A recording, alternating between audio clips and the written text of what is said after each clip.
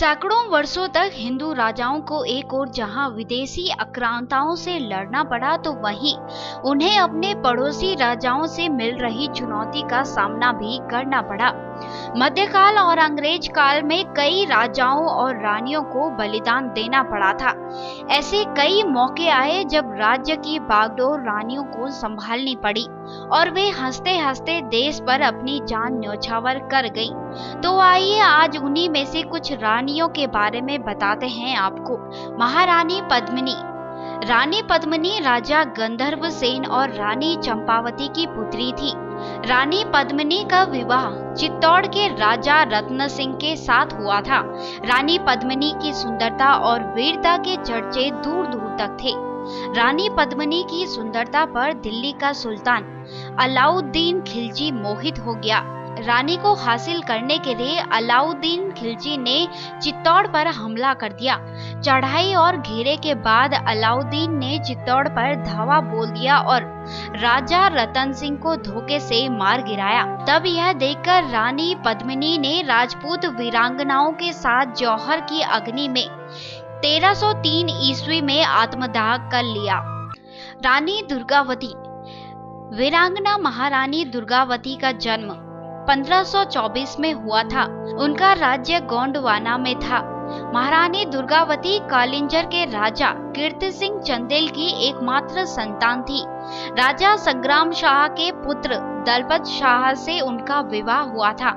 दुर्भाग्यवश विवाह के 4 वर्ष बाद ही राजा दलपत शाह का निधन हो गया।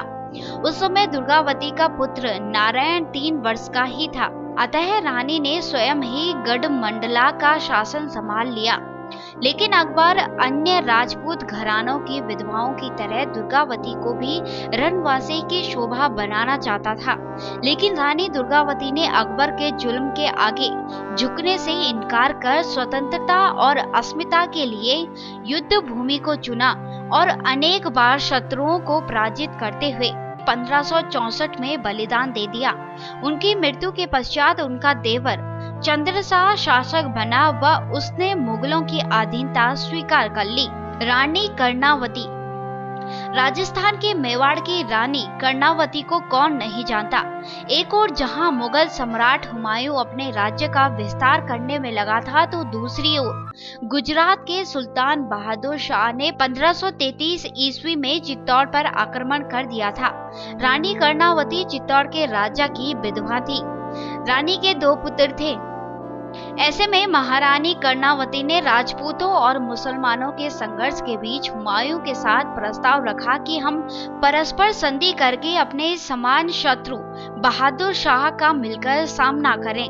मुगल सम्राट हुमायूं ने रानी का प्रस्ताव स्वीकार कर लिया। हुमायूं को रानी ने अपना धर्म भाई बनाया था, इसलिए हुमायूं ने भी राखी की लाज रखते हुए उन राज्य की रक्षा की। महारानी तपस्विनी। झांसी की रानी लक्ष्मीबाई की भतीजी और बेलूर की जमींदार नारायण राव की बेटी महारानी तपस्विनी की वीरता की प्रसिद्धि भी दूर दूर तक थी। जब 1857 ईस्वी में क्रांति का बिगुल बजा, तब रानी तपस्विनी ने भी अपनी चाची के साथ इस क्रांति में सक्रिय रूप से भाग लिया। उनके प्रभाव के कारण अनेक लोगों ने इस क्रांति में अहम भूमिका निभाई। 1857 की क्रांति की विफलता के बाद उन्हें तिरुचिरापल्ली की जेल में रखा गया। बाद में वे नाना साहिब के साथ नेपाल चली गई, जहां उन्होंने नाम बदलकर काम शुरू किया। नेपाल पहुंचकर माताजी यानी कि महारानी तपस्विनी ने वहां बसे भारतीयों में देशभक्ति की भावना की अलख जगाई। 1905 में जब बंगाल विभाजन के विरुद्ध आंदोलन प्रारंभ हुआ था, तब रानी ने उसमें सक्रिय भूमिका निभाई थी और अंततः 1907 ईस्वी में उनकी मृत्यु हो गई। झांसी की रानी लक्ष्मीबाई। झांसी की रानी लक्ष्मीबाई का जन्म वाराणसी में 19 नवंबर 1835 में हुआ। 1842 में मनु की शादी झांसी के राजा बाल गंगाधर राव से हुई। शादी के बाद मनु को लक्ष्मीबाई नाम दिया गया। 1851 में उनको एक पुत्र रत्न की प्राप्ति हुई, लेकिन मात्र 4 महीने बाद ही उनके पुत्र की मृत्यु हो गई। उधर उनके पति का स्वास्थ्य बिगड़ गया तो सबने उत्तराधिकारी के रूप में एक पुत्र गोद लेने की सलाह उन्हें दी। इसके बाद दामोदर राव को गोद लिया गया। 21 नवंबर 1853 में महाराजा गंगाधर राव की मृत्यु हो गई। इस समय लक्ष्मीबाई 18 साल की थी और अब वे अकेली ही रह गई। लेकिन ब्रिटिश सरकार ने बालक दामोदर को झांसी का उत्तराधिकारी मानने से इनकार कर दिया और वे झांसी को ब्रितानी राज्य में मिलाने का षड्यंत्र रचने लगे। उस वक्त भारत में डलहौजी नामक वायसराय ब्रितानी सरकार का नुमाइंदा था। मार्च 1854 में ब्रिटिश सरकार ने रानी को महल छोड़ने का आदेश दिया, लेकिन रानी ने निश्चय किया कि वे झांसी नहीं छोड़ेंगी। उन्होंने प्रण लिया कि वे झांसी को आजाद कराकर ही दम लेंगी, लेकिन ब्रिटिश सरकार ने झांसी पर हमला कर दिया। वहीं रानी ने साहस नहीं छोड़ा। उन्होंने पुरुषों की पोशाक धारण की, अपने पुत्र को पीठ पर बांधा, दोनों हाथों में तलवार ली व घोड़े पर सवार हो गई। वह घोड़े की लगाम अपने मुंह पर रखी व युद्ध करते हुए वे अंत में अपने दत्तक पुत्र व कुछ सहयोगियों के साथ वहां से भाग निकली और तात्या टोपे से जा मिली। तात्या से मिलने के बाद महारानी लक्ष्मीबाई ने ग्वालियर के लिए कूच किया।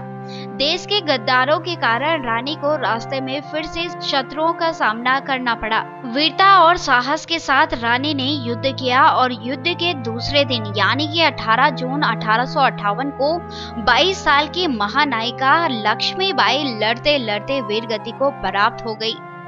ब्यूरो रिपोर्ट, देवभूमि न्यूज।